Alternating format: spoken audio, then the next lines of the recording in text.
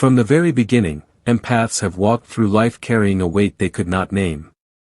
As children, they were the ones who felt everything more deeply than others, the unspoken tension in a room, the silent grief in a parent's heart, the subtle cruelty in a classmate's laugh.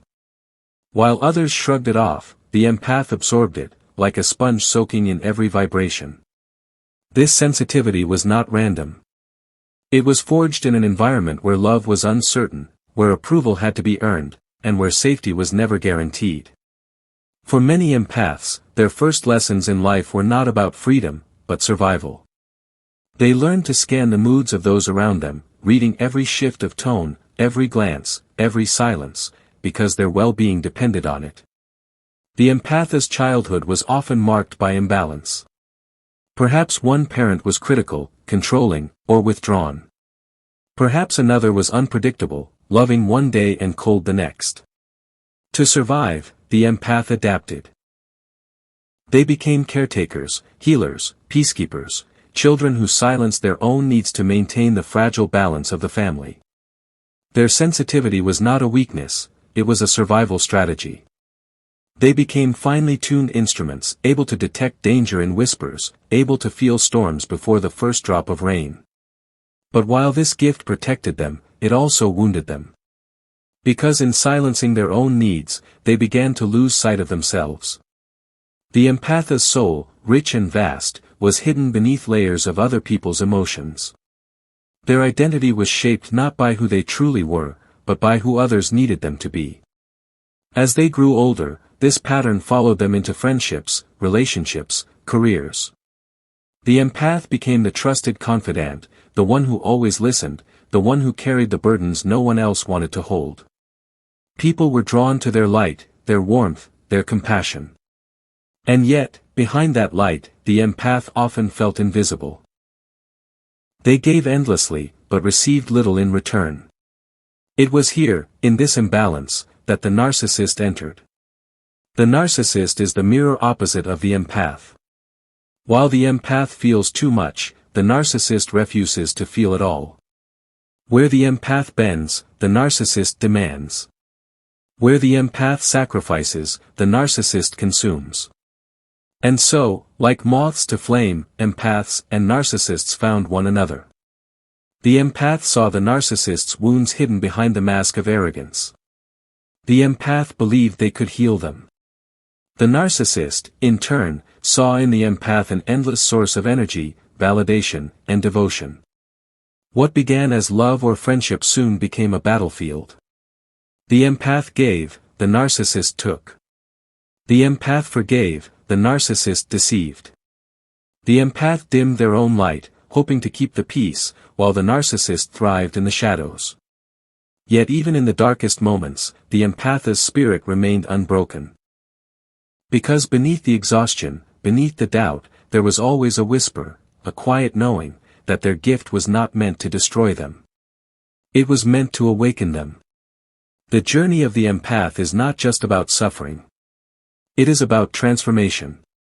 To be an empath is to walk through fire and to emerge with vision sharper than ever before. It is to feel the wounds of others without losing yourself. It is to carry the pain of the past and yet transmute it into wisdom, compassion, and strength. And so, the empath begins to awaken.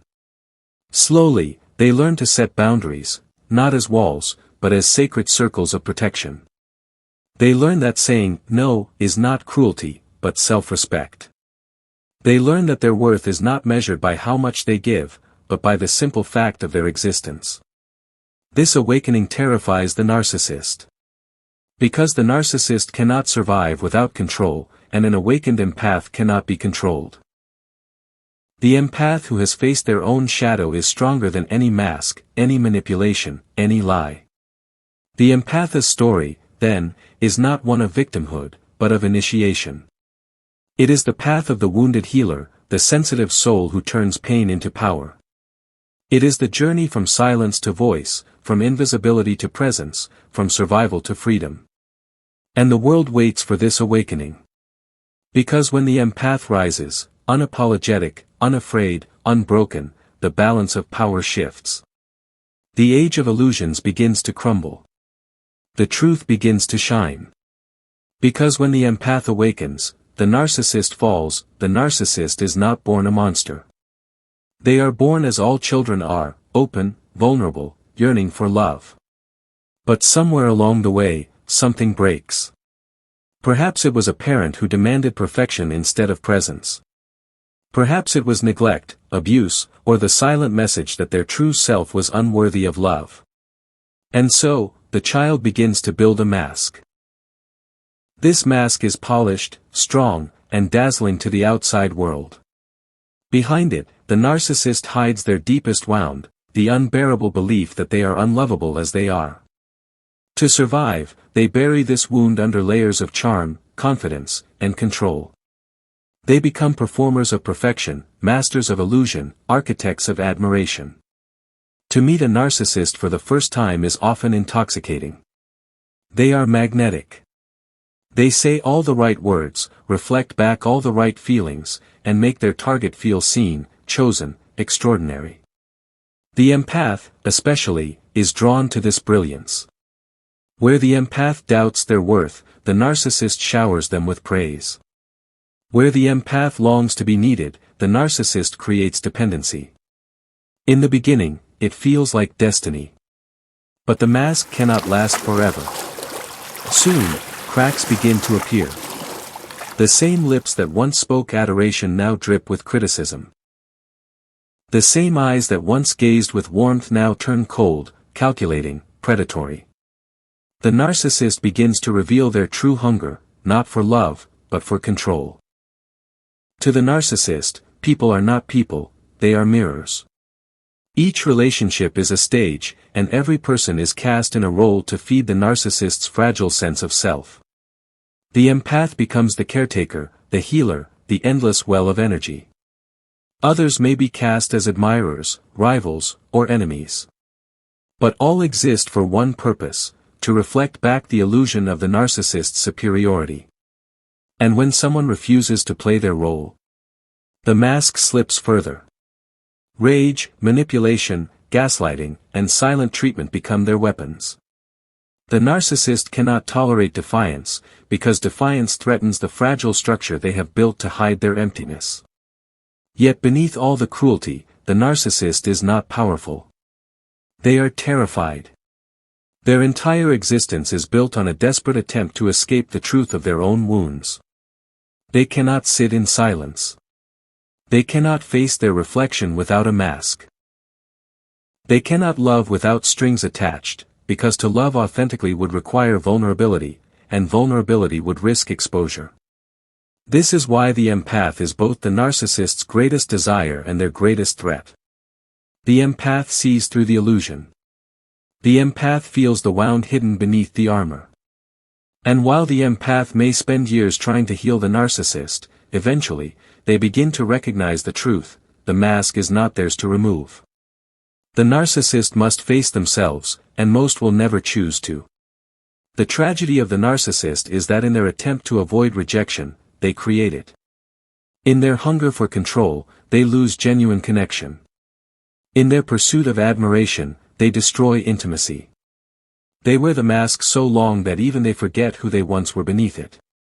But no mask lasts forever. Time reveals all truths. And when the empath begins to awaken, when they begin to reclaim their power, the narcissist's illusions start to crumble. Because control cannot hold forever.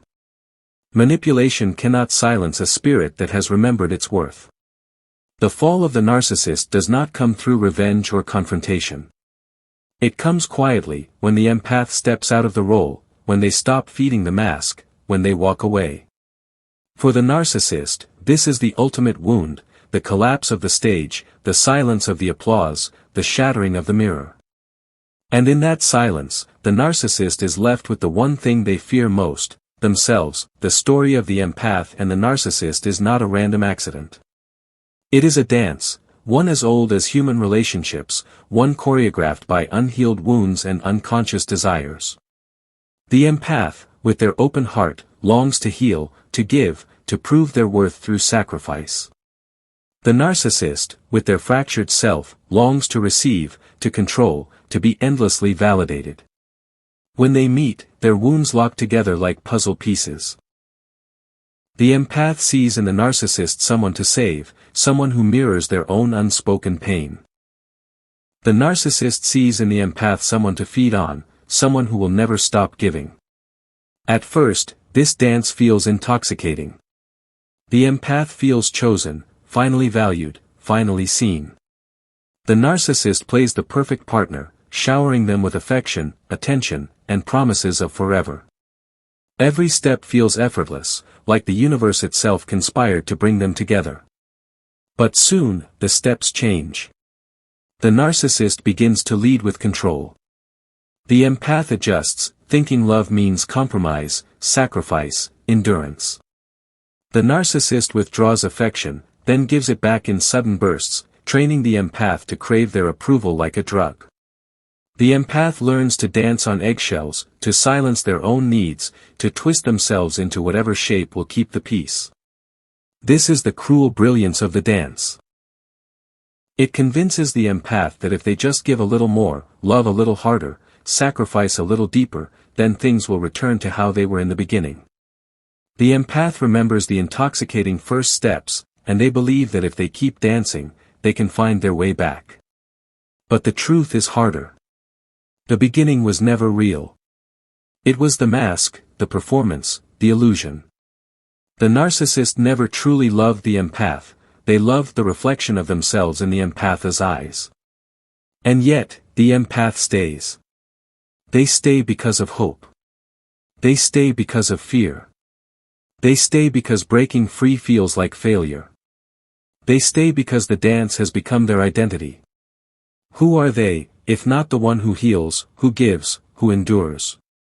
This cycle can last months, years, even decades. The empath grows weaker, drained of energy, hollowed out by the endless giving.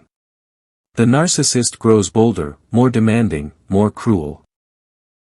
The music of the dance grows darker, the steps more violent, until the empath finds themselves lost in a rhythm they no longer recognize.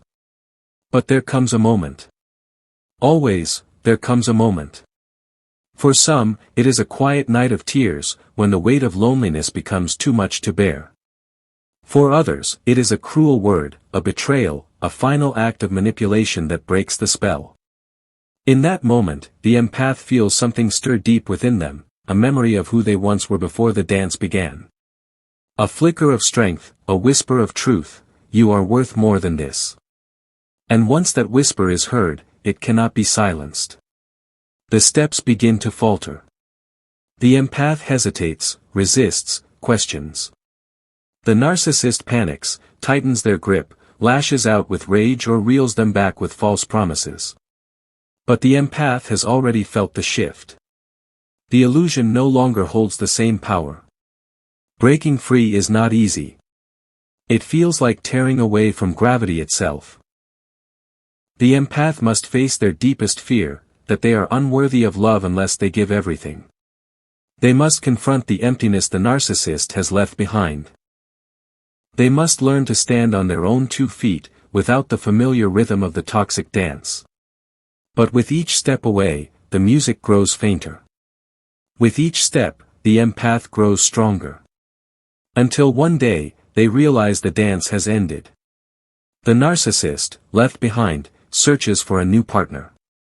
But the empath, now awakened, no longer seeks the same stage. Their steps change, their rhythm shifts, their heart learns a new song, one that does not demand self-betrayal, one that does not confuse pain with love. The dance between empath and narcissist is not just a story of suffering, it is a story of awakening. For in the fire of that toxic bond, the empath discovers the truth of their own strength. And in walking away, they learn the most powerful dance of all, the dance of freedom. Freedom is not found in escape alone. It is not enough for the empath to simply leave the narcissist behind, liberation requires something deeper. It requires the reclaiming of the self. The parts that were silenced, the dreams that were buried, the voice that was forgotten. For too long, the empath's identity has been shaped around others, their needs, their moods, their wounds. To break free is to face the terrifying question, who am I, when I am no longer defined by saving or serving someone else? At first, this question feels like emptiness. Silence. A vast open space where the music of the old dance once echoed. Many empaths mistake this silence for loneliness, but in truth, it is the beginning of selfhood. It is the ground on which individuation, the birth of the true self, takes place. Individuation is not about rejecting sensitivity, it is about owning it. The empath must learn that their gift is not meant to be exploited, but cherished. That compassion does not require self-betrayal. That love does not mean losing oneself. This journey begins with small steps, saying no without guilt, resting without apology, speaking truth without fear. Each boundary drawn is a thread woven into the fabric of a new identity. Each act of self-care is a declaration, I matter too. In this stage, the empath often grieves. They grieve the time lost, the self abandoned, the years spent dancing to someone else's tune. But grief is not weakness, it is cleansing. It washes away illusion and makes space for renewal. Slowly, the empath begins to feel something they had forgotten, joy that is not tied to another person's approval. Peace that is not dependent on keeping the peace for others. Strength that comes from within, not borrowed from endless sacrifice. As individuation deepens, the empath awakens to their true power. They realize that their sensitivity, once seen as a curse, is their greatest gift. It allows them to feel beauty more deeply, to connect authentically, to create meaning where others see only emptiness. But now, their gift is guided by wisdom. No longer will they give blindly, no longer will they pour themselves into voids that cannot be filled. Liberation is not just survival, it is transformation. The empath, once bound to the narcissist, now steps into a new dance, the dance of wholeness. This dance has no partner to control the rhythm, no mask to hide behind, no illusion to cling to. Its music rises from within, from the soul finally unchained. Here, relationships are no longer prisons, but choices. The empath can love without losing themselves, give without being drained, share without being consumed. They have learned the truth that was hidden in the pain all along, that the greatest love is not found in saving another, but in embracing oneself. And so, the journey comes full circle. The empath, once trapped in the shadow of the narcissist, now walks in the light of their own truth. The wounds remain, but they are no longer chains, they are scars, reminders of battles survived, proof of resilience. Individuation does not mean perfection. It does not mean the empath will never stumble, never doubt, never feel the pull of old patterns. But now, they carry within them the wisdom to rise again. They know that their worth is not negotiable, that their heart is not currency, that their sensitivity is not weakness. They are free. And in that freedom, the empath does not just survive. They flourish. They create. They love. They live as their truest self, not as the mirror for another's wounds, but as the author of their own story. This is individuation. This is liberation. This is the awakening of the empath.